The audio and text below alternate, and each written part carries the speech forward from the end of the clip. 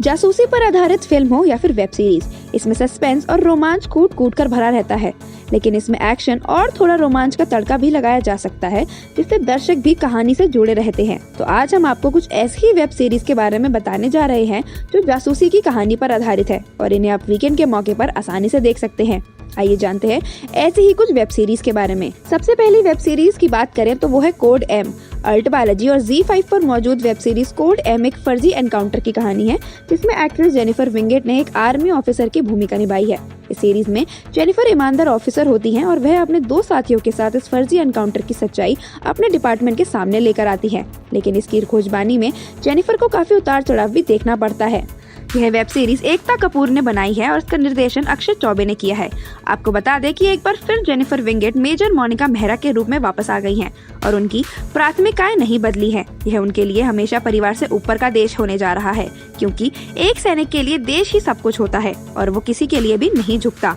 Alt Balaji और ZEE5 premium पर code M season 2 में मेजर मोनिका मेहरा से मिलने के लिए तैयार हो जाइए। कोड एम सीजन 2 का फिल्मांकन जल्द शुरू होगा। दूसरी वेब सीरीज है special cops. Special cops Hotstar की बेहतरीन वेब सीरीज में से एक है, जिसमें अभिनेता के मेनन ने देशभक्त जासूस की भूमिका निभाई है। इस सीरीज में संसद पर हुए हमले के आरोपियों की तलाश की कहानी दिखाई गई है। इस सीरीज को दर्शकों का खूब प्यार मिला था। सिर्फ कहानी नहीं बल्कि कलाकारों के काम को भी हर किसी ने सराहा था।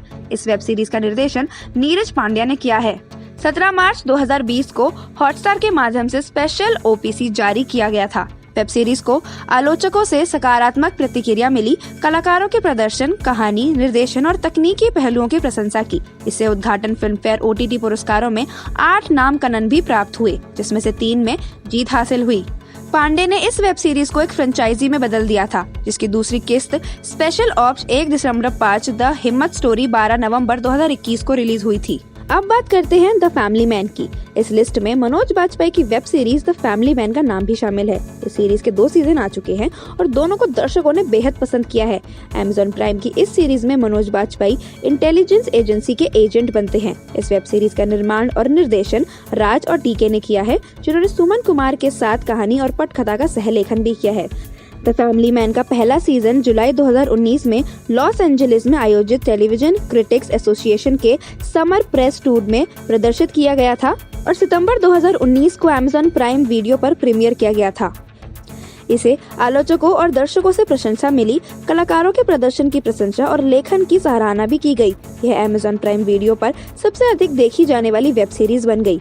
दूसरा सीजन 12 फरवरी 2021 को प्रसारित होने वाला था, लेकिन इसमें देरी हुई और इसे 4 जून 2021 को रिलीज किया गया। द फैमिली मैन को 2020 के फिल्म फेयर OTT अवार्ड्स में 11 नामांकन मिले। इसमें से 5 पुरस्कार उन्होंने जीते। सर्वश्रेष्ठ वेब सीरीज, सर्वश्रेष्ठ निर्देशक, मनोज बाजपेयी के लिए सर्वश्रेष्ठ अभिनेता का पुरस्कार भी उन्हें मिला गया। मई 2020 में राज और DK ने घोषणा की थी कि द फैमिली मैन का तीसरा सीजन भी जल्द आएगा। अगली वेब सीरीज है द इन्वेस्टिगेशन। क्राइम और सस्पेंस से भरी वेब सीरीज द इन्वेस्टिगेशन में हितेन तेजवानी नजर आए थे। इस सीरीज को इरोज नाउ ने अपने short segment Eros now Vicky में रिलीज किया था। इस सीरीज को दर्शकों की मिलीजुली प्रतिक्रिया मिली थी। इस वेब सीरीज का निर्देशन नीतीश सिंह ने किया है। सबसे आखिरी वेब सीरीज है पाताल लोक। पाताल लोक Amazon प्राइम की पॉपुलर वेब सीरीज है। इस सीरीज में जगदीश अहलावत एक पुलिस वाले की भूमिका में दिखाई देते हैं, जिन्हें अपने करियर में ज्यादा कुछ खास करने को नहीं मिलता। हालांकि कहानी में आगे उन्हें एक दमदार केस मिलता है, जिनकी जासूसी में वह काफी बेहतरीन ढंग से काम करते हैं। इसका निर्देशन अविनाश अरुण ने किया है। पाताल लोक ने उद्घाटन फिल्म फेयर OTT अवार्ड्स में 8 नामांकन प्राप्त किए और 5 पुरस्कार जीते। इसमें से जयदीप अलावत को सर्वश्रेष्ठ अभिनेता का पुरस्कार मिला। पाताल लोक ने उद्घाटन फिल्म फेयर OTT अवार्ड्स में 8 नामांकन प्राप्त किए, जिसमें से उन्हें 5 में पुरस्कार मिला। सर्वश्रेष्ठ अभिनेता, सर्वश्रेष्ठ वेब सीरीज, सर्वश्रेष्ठ मूल कहानी, सर्वश्रेष्ठ पटकथा और सर्वश्रेष्ठ निर्देशन। मई 2020 को निर्माताओं ने घोषणा की कि वे दूसरा सीजन भी जल्द लेकर आएंगे।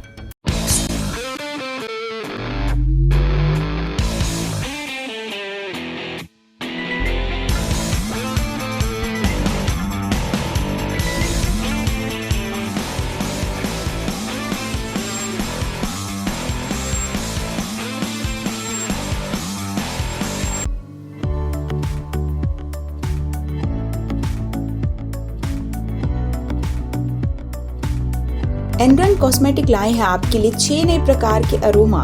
Chrysler, rich in fragrance and class in the name. Mysterio, this fragrance brings people close. Forest, the classic wild green fragrance. Midnight, once upon a midnight dearie. उरुसा, one of the most loved fragrance. Bond Street, perfect fragrance to make a right impression at first sight. एनरन का इत्र आपको पूरे दिन खुशनुमा रखेगा। एक बार आप भी इसे जरूर इस्तेमाल करें।